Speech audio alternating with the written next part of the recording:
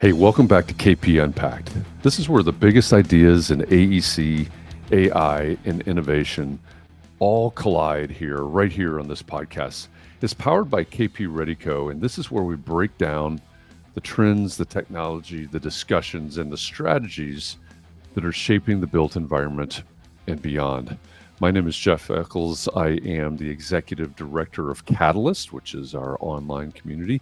And as usual, for this version of the podcast, I am joined by our founder and our CEO, KP Ready. Hi, KP. Hey, Jeff. How's it going? It is going well. You've been on the road a lot the last week or so. Where have your travels taken you? Let's see. Austin, New York City. So I did a little talk at the NASDAQ in New York City, went to Austin, spent some time with our friends at Procore, and then back in San Francisco and spent a couple days at the ENR Future Tech, which was, I think we were talking about a little bit. Like it's fun that quote unquote total strangers are like, hey, love your stuff on LinkedIn, love your podcast. I'm like, okay, cool. I mean, we are the number one podcast in AEC, so a little bit unsurprised, but it's always grateful to get the positive feedback or even the negative feedback. I love that too. Well, I always think it's interesting. You go to events like that, and a total stranger walks up to you and they say, "Hey, I listen to you all the time," or "I recognize your voice," or things like that. And then one of the things that goes through my mind, and maybe this is just indicative of the type of movies that I watch, but it's like, are they a stalker? Are they dangerous? what What do you mean? You recognize? Yeah, No. no, it's great. I mean, the community effect of our industry is fantastic. Like people are just kind of salt of the earth folks, and I would say like they're super normal, right? They're super normal, which you can't say that about every industry. Yeah, this is true. And before we hit record, basically, we're talking about your Sunday Scaries, which is a series Mhm. that you publish. Not coincidentally, you publish it every Sunday. Mhm. Um, thus the name, and the most recent Sunday Scaries post, which we'll unpack here today. We've got a lot of feedback, a lot of response to it, basically, and it may be because of the talking heads, but it's probably not. We'll jump into that here as we get started. But for those of you that are listening, if you're not following KP Ready on LinkedIn, you should. Just go to KP, the letter K, the letter P, Ready, Reddy. You won't be able to connect with him. He maxes out his LinkedIn connections there, but you can follow him. So you should follow him, and the things that'll pop up in your feed will span from Sunday Scaries, obviously every week on Sundays, but also 2, maybe 3 posts a day. That there's a lot of fodder, right, that came from your Mhm. travels this week. That's where Yeah. a lot of the things that you talk about, they come from, right? You're observing things, you're talking to people. Maybe it's clients of ours, maybe it's something at a conference, a talk or something like that. But it is always interesting to read what KP has to say, what he's observing as he's going around, the things that his takeaways from conversations and things like that. And so follow him, KP Ready on LinkedIn. Sunday Scaries. Yep. This week, you at least channeled the talking heads. so, um, so as I'll read the post part, and then I'll read part of the Sunday Scaries, and we'll unpack the actual article itself. But you stole this straight from the talking heads, borrowed straight from the talking heads, and you may ask yourself, how do I work this? And you may ask yourself, where is that large automobile? And you may tell yourself, this is not my beautiful house. And you may tell yourself, this is not my beautiful wife. So that's what you posted on LinkedIn. And then, of course, the title to the Sunday Scaries article is a question. How are you spending the next decade of your life? And I've got to say that, to me, I think the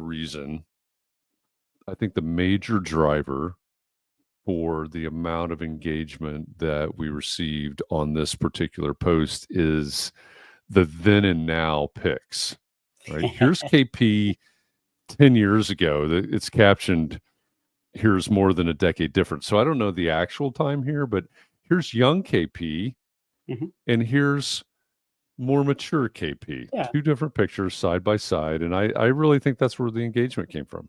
I think so too. It's really about 13 years, but that was the 13. Yeah. picture I could find, so to speak.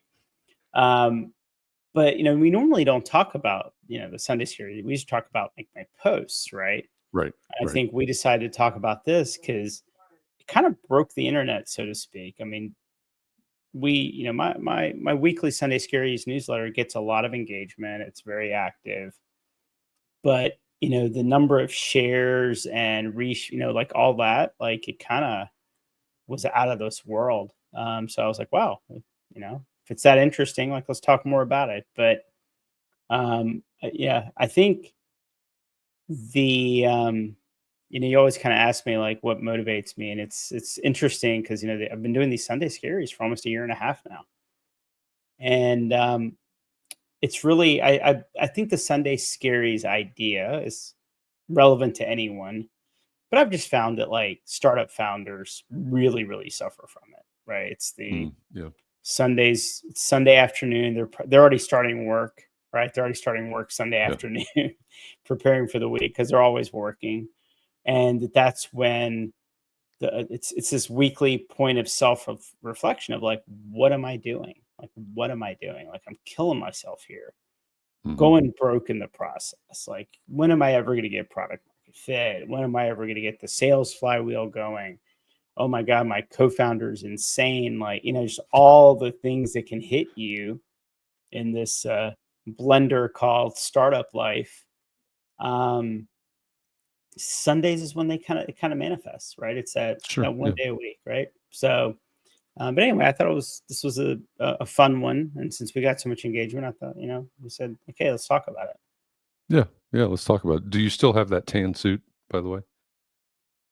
I think my son may have taken it. Yeah, that's funny. Yeah. It got passed down. I did see one of the comments too, though, before we jump into this. I mean, in all funny seriousness, there was a comment that said you weren't wearing the Metallica shirt, so they don't believe it's real. Yes, it So is. you're You take one picture with the Metallica shirt on and put it on your LinkedIn profile, which now like I can't even take it down because people won't know what to do. Like it's no, like, who is that guy? they won't recognize you. And so like now when I bump into people in travel, it's like, hey man, like where's your Metallica shirt? I'm like, I do have Mhm. other choices in my wardrobe. Yeah, but now the question is why? I will say the benefit of I wear a lot of concert shirts. Yep. I was meeting with someone, he's an old friend, and we're catching up, and we did a Zoom call, and I had my Foo Fighters shirt on. He's Mhm. like, "Oh, you a big Foo Fighters fan?" I'm like, "Yeah, he is." The one with the I'll get names? you. No, that's just the one, just like the big circle with the FF on Okay. it. Yeah. And he Okay. goes, "Hey, man, like I had no idea you were such a fan." And I'm like, "Yeah." He's like, "So my wife is very close to Dave Grohl. So next time when you're in DC, he comes to DC a lot because I guess he grew up in Virginia. He's like, we hang out and have dinners, and I'm gonna invite you." And I'm like, if I hadn't worn my Foo Fighters shirt that day, you would have never known. That's right. That's right. So looking forward to that one. Next time you wear your Metallica shirt, maybe someone invites you to dinner with Lars or somebody. Yeah. Yeah. Nice. Well, you did not in the photographs. You did wear a tan suit 13 years ago, just a black shirt this time, which is, I mean, frankly, it is disappointing, but it does show an evolution over time. And so you asked the question in the title, how are you spending the next decade of your life? Which is a really powerful question, right? It's okay. Here I am today. What am I doing the next 10 years? So I'm gonna I'm gonna sort of pick and choose a little bit here Mhm. in the article because it's longer and people Yeah. should subscribe and they should read it. And then and then I think we'll probably culminate in the meat of this idea of a 10-year plan. So Yeah. let me read a little bit to set it up, and then we'll jump into it and discuss. Of course, you start out with the Talking Head lyrics, and then you ask, how are you spending the next decade of your life? And you say, many founders are looking for the quick flip, build and exit in under 5 years. That would be awesome if you can do it. Unfortunately, that's not the norm. I think more realistically, you're investing a decade of your life. And then you ask the question, why is this important? And you start talking about or using the analogy of a rocket. So maybe we jump in there and talk about Mhm. this analogy of the rocket, because you talk about velocity, trajectory, all the things that any good Georgia Tech grad or any engineering school grad would talk about when they talk about a rocket. So let's dig into the analogy of a rocket. If we think about our startup, Mhm. or whatever context someone's applying this message to, if we think about that like a rocket, where are you going from there? You started out talking about velocity and trajectory. I think that's obvious to a lot of us, but let's go there. Yeah, I think a lot of startups, like it's like the idea is if I start off and it's slow, right? Like I always say, like the early stages of your startup is you're building the rocket. Now, when you go to Right. hit launch, if it's not heading to where you plan on going, it's time to abort, like and relaunch. And I think so much of it is like, well, I haven't blown up, I'm in air, so I'm winning, right? Like it's like, yeah, but you're gonna like land on the other side of the pond. You're Hmm. gonna really go to space, right? And so sometimes the signal that I have built a rocket, it's had liftoff, it's in the air, that somehow that's winning.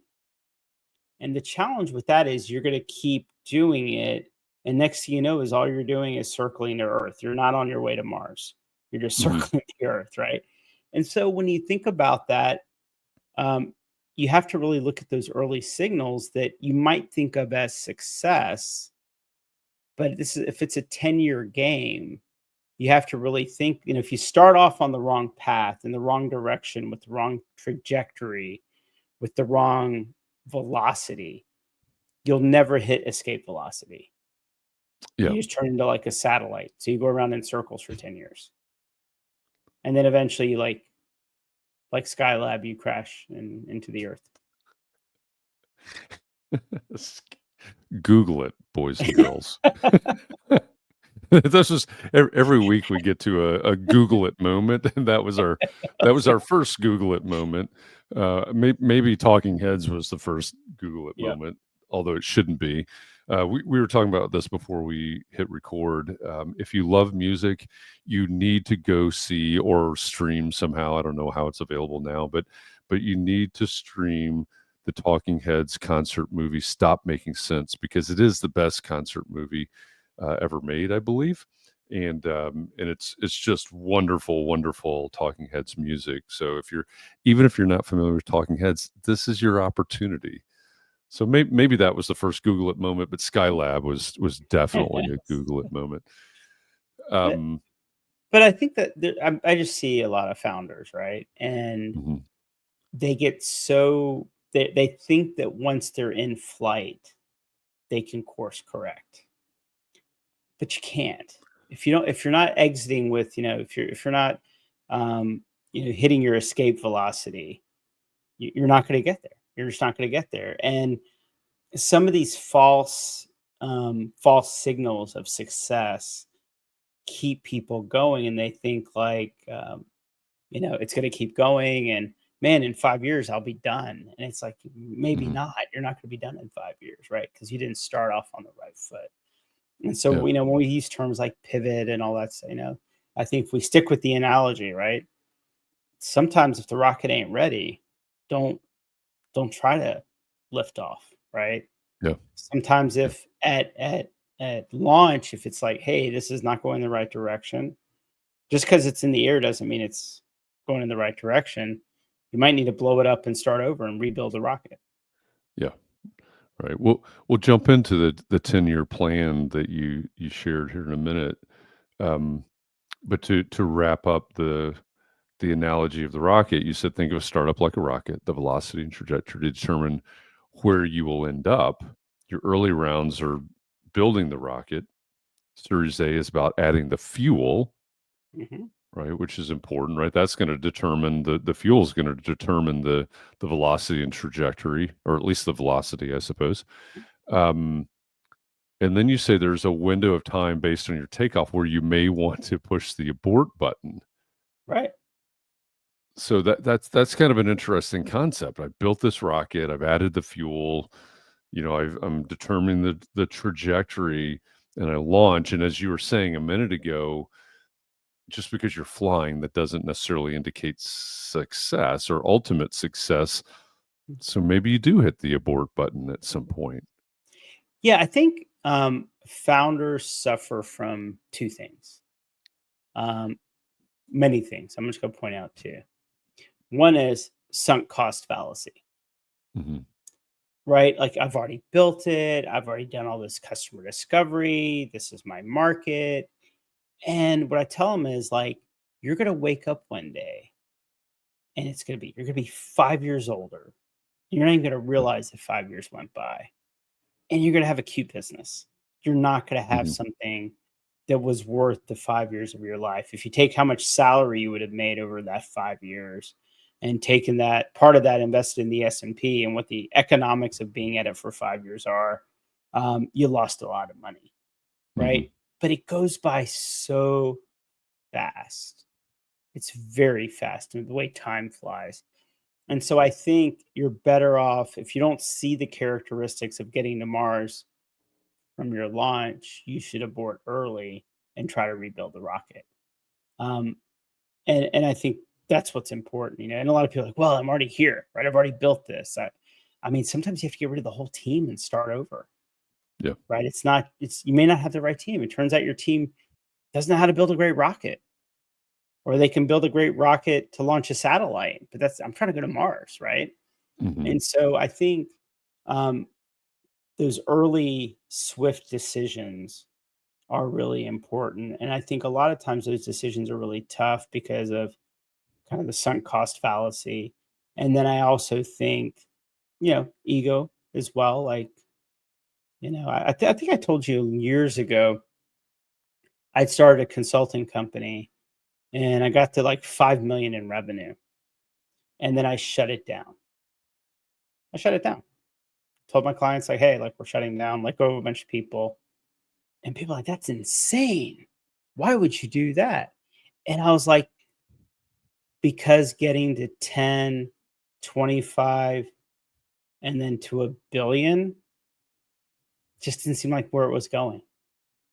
I Yeah. felt like it was going to be at 5, and then probably the next year we'd do 5.5, and then Yeah. 6 and 6.5. So basically I was just going to be like circling the earth, with it. Yeah.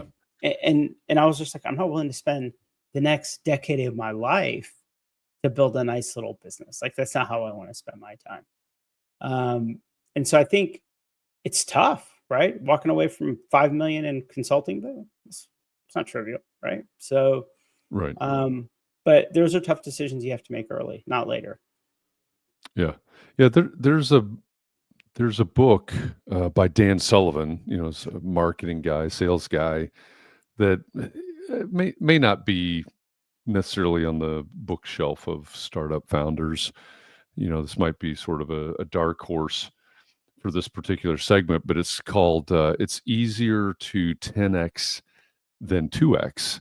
And when you tell me the story of, you had $5 million in revenue, and the next year you're maybe looking at 5.5 and 6 and so on. It reminds me of that particular book, right? It's Hmm. like, okay, it's easier for me to reimagine how to do this or something else, um, than to just keep, okay, how do we tweak this? How do we make this better? How do we iterate and iterate and iterate and still not get to Mars, to I guess, to continue your analogy.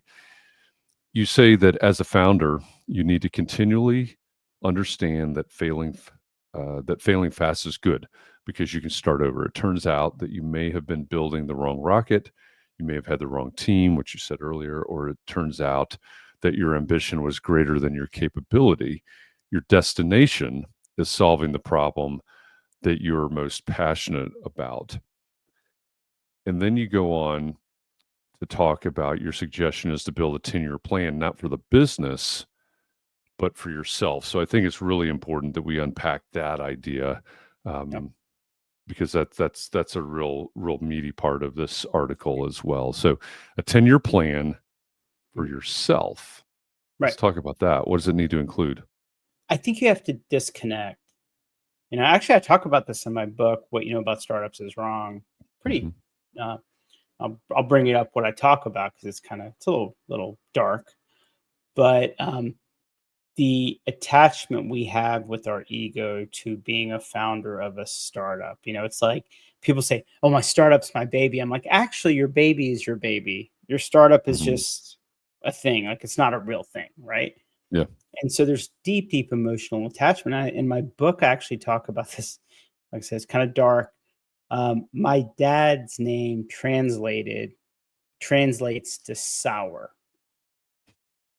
And the reason they named him, quote unquote, a bad name was because the 3 babies before him died. Because back in India, in the villages back then, the mortality rate was just very, infant mortality was very, very high, right?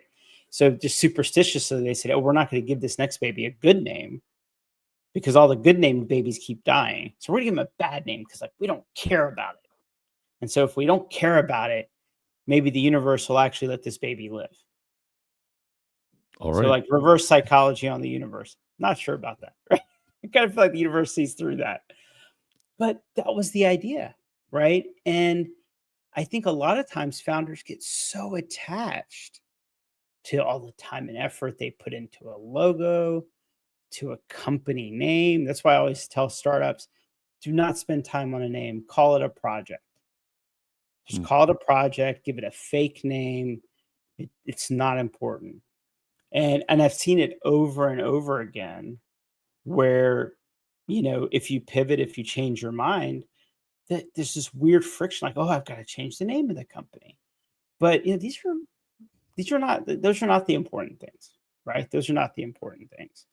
And so I think a lot of times when you start thinking about this attachment to this startup, like, oh, I was the founder of XYZ.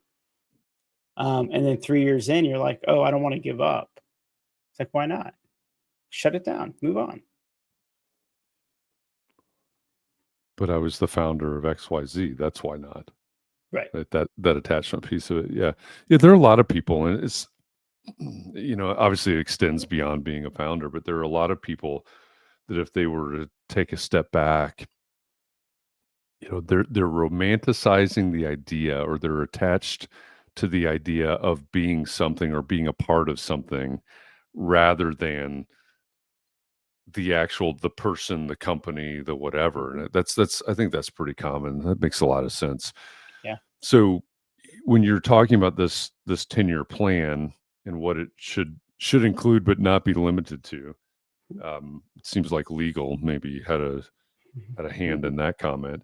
But the first thing that you talk about is the problem that you want to solve. And again, this is for yourself, not for the business. So what's the distinction that you're making there in that 10-year plan, focusing on the problem that you want to solve?